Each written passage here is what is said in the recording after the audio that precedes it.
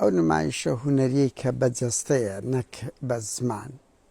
دەربڕدرا لەو تووڕەی خۆیان بەرامبەر بە زۆر سەپاندن بە زۆر سەپاندنی داعش کە بەو جلوبەرگە لە بەرامبەر ژنی کورد و عەرەب و مەسیحیەکان دەسەپان. یعنی دنیا خراببوو تاوان ئەو دنیا خراببوونەوە بوو ئەو هەموو تاوانەی داعش لەوانە 5,000 ژن و منداڵی کوردی یەزیدی نەکرا بۆ دەیان تاوانی داعش نەکرا، بەڵام بۆ ئەوە کراوە کەفرا تاوانشی زۆر گەورە. لە هەمووش کارەساتر بە زمانێک دێن قسە لەگە خەڵک دەکەن وەک ئەوەی ئەو نوێنەری خودابی لە کاتێکدا 1000 فکر و بیر و باوەڕن. دوای تو چی یعنی دەی لە بۆ من بە ناوی خوددا قسە دەکەی چێ و شەڕێتەیدا دەتو تۆ بۆ خۆتان 1000 فکر و بیر و باوەڕ نەک لە سونە و شیعە هەتا لە یەک حزب و لە یەک ئەوەی لە یەک مەلایەتە سەدان مەلای بیر بۆ چنجیە حەق خۆمانە لێتان بترسین. ئەو نموزەزەی پیشان دەدەن پڕە لە تونند و تیژی پڕە لە ڕق پڕ ئاشتی کۆمەڵایەتتان وێران کرد کاکە مەلە هەشتاکان بابوو براکانمان خزم و کەس و کار هەر یەکە و فکرێکیش بوو مسلمان و چەپەک و نەتەوە یەکیش پێکەوە هیچ ئەو مشکلەی نەبوو کێشەی ژن نەبوو ژن ئەو پەڕی کراوەی هەبوو جلوبەرگێکی زۆر مؤدەب و پاکتریشی هەبوو بەرامبەر ئیسلام هیچ ئەو مشکلان نەبوو. ئەو مشکلانە ئەنگۆ هێناوتانە بەڕاشکایی پێتان بڵێن و زۆر بە خراپیش ناو کۆمەلگای کوردی و عەرەبی و زۆربەی نەتەوەکان کە ئەو بکەن هەتا لە عەرەبیش کاکە عەرەبیش خۆ ئەوەی خۆیە بووە بۆیە حەق خۆمانە کاکە ئەنگۆمان دیتە لە نەوتیە کاتێ هاتن تیزابتان بە خەڵکدا دەکرد بە ژناندا دەکرد ساڵۆنتان دەتەقاندەوە ئەزمموی جندل ئیسلامی نەوتیەک و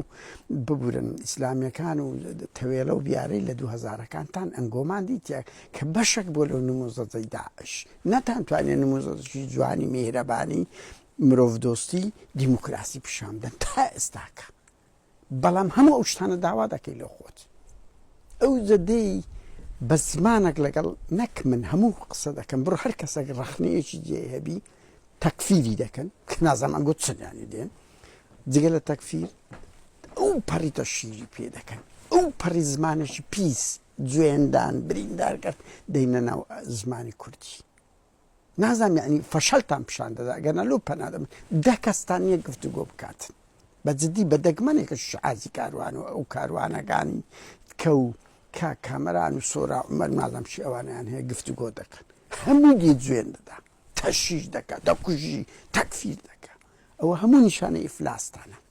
بڕە 2000 کۆمنت لەکنە من نووسرا بزانە چ دەکرێت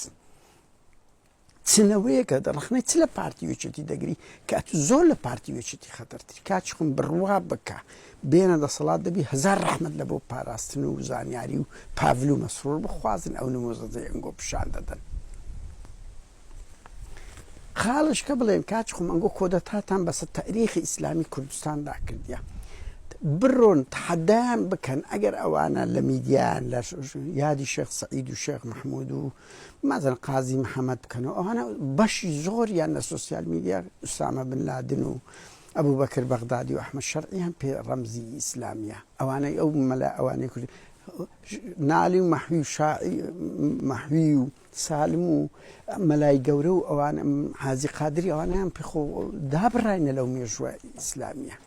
خۆ ئەوانە مەلای گەورەیان پێزانەی ئیسلامی نییە نەزمەدین مەلا و دەیان مەلا عومەردی بەگەی دابڕاینە ئەوانیان پێ چ کۆمەڵێک مەلای نوێ هاتەوە ئەوانیان پێ ئیسلامە لە کاتێکدا وەخت خۆی ئەو مەلایانەی کە کورد هەم نیشتیمان پەروەەر بوون هەم فکری ئاشتی کۆمەڵایەتیان بڵاو دەکردەوە دادپەروەریان بڵاو دەکردەوە. جلوبەر کاچ خۆم تۆ کاچ خۆمان خەڵکی کوردستانی ئەوە نین هەندە لە مێژنینە کاکە ئەوە مینۆرسش بڕۆ سەیری کتاب و گەری دەکەم کە بزان ئەو جلکە هەبوو لە ناو کۆمەلگای کوردیاننا ژنی کورد زلکەچی لەبەر کردیە بەو پەڕی سەدقەوە بەرەو ئیسلام ڕۆیە بە پاچی کردیتی نودکەی ژنی مؤدەب و مشەڕەفیش بوونە یعنی جلکەی تعبیر دەکاتن لەسەر ئەوەی تۆ قێم و ئەخلاقی لە بۆ دابنەی باشە ئەو نەکەر لەسەر ئەوەی کوردی ئەوە بێ لەو تورکیا 100,000 ماڵی لە شفرۆش قانونی هەیە تحەدا دەکەم لەو ئەوروپا لاق ڕوتەی ئەگەر 10,000 هەبی باشە ئەو دەستدرێژی لە بۆ منداڵی ئەفغانی دەکرێت تحەدا دەکەم بە هەموو تاریخی 50 ساڵە ئەگەر لە ئەوروپا بە ئاسی 6 مانجی کرای بەڕۆ بزانە منداڵی ئەفغانی چۆن مامەڵەی لەگە دەکرێت کاچ خۆم تۆ دەی شتێکی دیکۆر فرێدێناوەی بەس لە ئەخلاقدا ناگۆڕی. بۆیە ئەو جر کە نامۆیە کاکە هەموو خەڵکی کاکە بڕۆ بتوێن بڕۆ خۆشناوەتی بڕۆ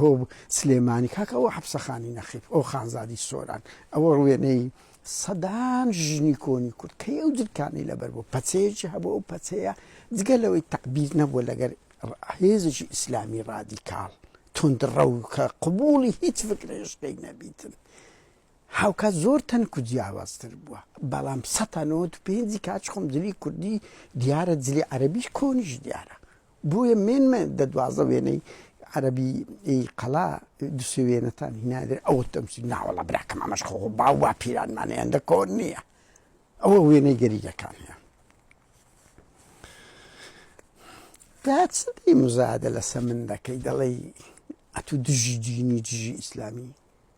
کاچ خۆم ئەتوو بەقەد من گوندی لوبنانیت گەورە کردی ئەتوو بەقەد من دژی قاپە و مەلحاقانی پارتی وشتی هاتیە مەیدانەوەت کردی کەی ئەتوو ئەو یعنی کۆمێن نووسین چییە دەی بە نازناوێگەیان بە ناویی خۆ دەی خۆ دەستە من دەکەی کە زانین ئەم هیچ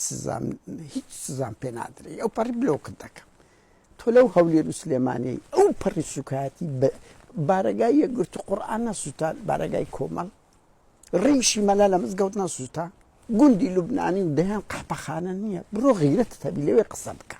مێ لە کۆمنت خۆت لە مگەیە سعد بن ئەبی وەقاص و خالد بن وەلید ئەوە نیشانەی ئینسانی حیزە بەڕاشکای چکو دێن بە زمانێک قسە دەکەن زۆر بریندارکە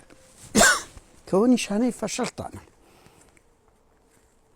بە هەر حاڵ بەڕێزان ئەوانە هاتینە بڕوا بکە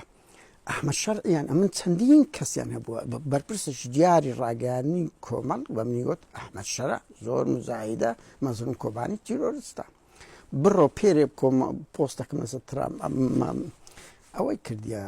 ئەردۆغان کردیە بەس قسە دەکات جار بەجار لە لا ئیلاهە ئیلا الله بزانە چ کۆمێنتێک زڵدی ئێمە نووسرایە چەند ئەردۆغانیان پێ کەسێکی مزاحیدە بەڵام ئۆزەلانیان پێ تیرۆریستە پێ دژە ئەوەیە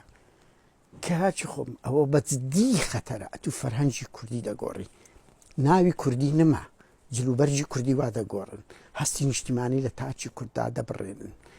دژی شۆڕشی ڕۆژ ئاوا بوونە بە فعلی لە سۆسیال میدیا ئەمە دەتان بینین بەڵام دەمی ئەحمەد شەرع و ئەو ئەحمەد شەرعی دەکەن کاکە کڕنۆشی لۆ ئیسرائیل بر چوار ناوڕێکەوتن نامەی ئەمێ ئیبراهیم بەڵام ئیلهام ئەحمەد یەک بەیان نامەی دەرکردیە گورت و ئیدانەی کرد بەڵام کڕنۆشی لۆ ئیسرائیل بر نمونەی ئینسانی دەبلمۆڕاڵ و ناڕازگۆن لەو نوقتانەدا باشە ئەو ئەحمەد شەرع چ نمالەوەی نەکات بە هەر حاڵ واز لەو زمانە بێنن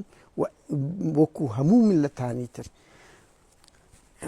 حەماس دەبینیت چ لە بۆ نەتەوەکەی خۆی دەکات ئێکاچ خۆم ئەتوو نەتەوەی خۆت فەرامۆش کردیە بەس هاتی خەریکی ئەوی بەس باسی لا ئیلاهە ئیلا الله بکە تیرۆریستە هەر یەکە کە ئەردۆغانە دژی گەلەکەی خۆت دەزەنجی فەرهەنگی من دەبەی بڕوا بکە بێنە دەسەڵات هونەر نایڵن شعر نایڵن تەمسیل نایڵن دیموکراسیت نایڵن کاکە خەڵک حەق خۆتی لێتان بترسی ئەزمموی تەوێڵە و بیارەت دووبارە بکەنویان ئەزمموی داعش